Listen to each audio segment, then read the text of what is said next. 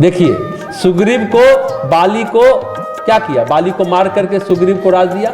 उसने भी नहीं कहा भगवान आप बैठ जाओ, लेकिन भरत को भगवान ने कहा जाकर अयोध्या का राज चलाओ, पर नहीं। राम ने क्या किया, अहंकार को मारकर आत्मा की प्रतिष्ठा की बात कही, पर आत्म या कहिए मलिन सुग्रीव फिर से संसार के सुख भोग में लीन हो गया।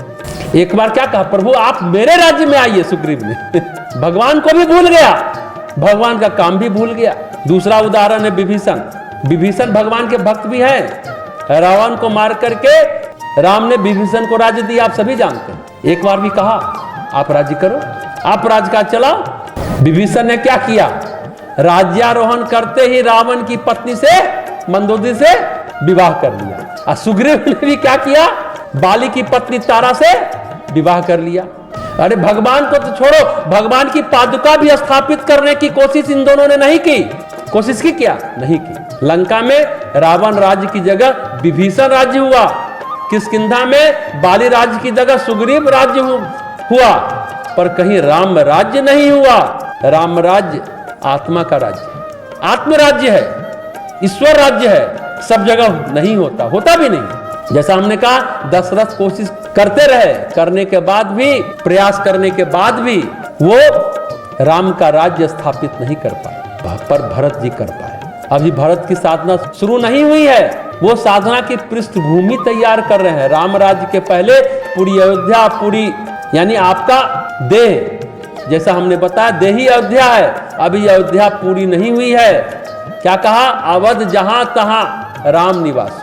गोस्वामी जी कहते हैं अयोध्या वही है जहां राम निवास करते हैं। अभी अयोध्या में राम ने निवास करना स्वीकार नहीं किया है, पर राम के प्रेम ने निवास करना स्वीकार कर लिया है। प्रेम ने स्वीकार किया है, राम की खड़ाऊ ने निवास करना स्वीकार किया है। राम को भरत पर विश्वास था कि ये तपस्या कर ले जाए, साधना कर ले जाएगा, ये आवाहन कर सकता है, हमारा इसमें सक्षम है और समर्थ है। भगवान अपना खड़ाऊ ऐसे ही नहीं दे दिए। सुग्रीव को और विभीषण को क्यों नहीं दे सकते थे, पर उन्होंने मांगा ही नहीं, फटाक से जाकर उछल कर गद्दे पर बैठ गए। पर भरत ने मांगा, क्योंकि वे भगवान को नहीं छोड़ सकते थे। उनका जीवन तो राम को समर्पित है। तो रामराज स्थापित हुआ चित्रकूट में 11 वर्षों के लिए। अवध तहां जहां राम निवास।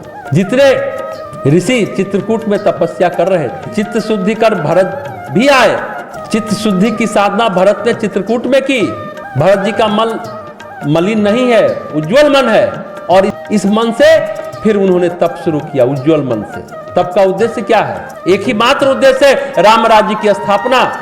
भरत जी को और कुछ नहीं सोचता, भरत जी को एक ही बात सोचती है, राम राज्य की स्थापना। नंदीग्राम की जो साधना है वो अपने लिए नहीं है, उनका जीवन प्रजा में राम राज्य की स्थापना के लिए भरत जी की तपस्या है और भरत जी का जीवन है। आगे कहते हैं गोस्वामी जी, राम मातु गुरुपद सिरुनाई, प्रभु पद पीठ रजायसु पाई। नंदीगांव करी परन कुटीरा, किन्ह निवास धर्म धुर धीरा।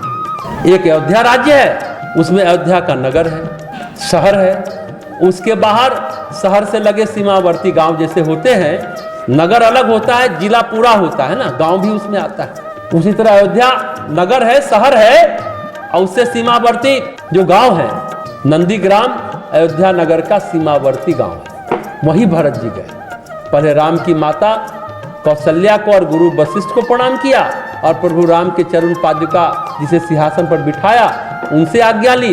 फिर नंदीग्राम में वैसी व्यवस्था की जैसी कुटी चित्रकूट में भगवान राम का देखाए थे, वैसा ही पर्ण कुटीर बनाया। और धर्म की धुरी धारण करने वाले धैर्यवान भरत जी ने नंदीग्राम में पर्ण कुटीर बनाकर निवास करना शुरू कर दिया। उन्हें लगा भैया राम को वनवास मेरे कारण मिला है, लक्ष्मण जी उनके सहयोगी हैं, सहयात्री हैं, सहधर्मी हैं, हम लक्ष्मण तो बन नहीं सकते कि पास रहकर उनके शरीर की सेवा कर सके, लेकिन हम अपनी भावनाओं से, अपने हृदय से तो भगवान के साथ तो रह ही सकते हैं। क्या बात है, कितनी अद्भुत बात है जो भरत ने सोचा कि हम लक्ष्मण तो बन नहीं सकते, जो उनके साथ रहें।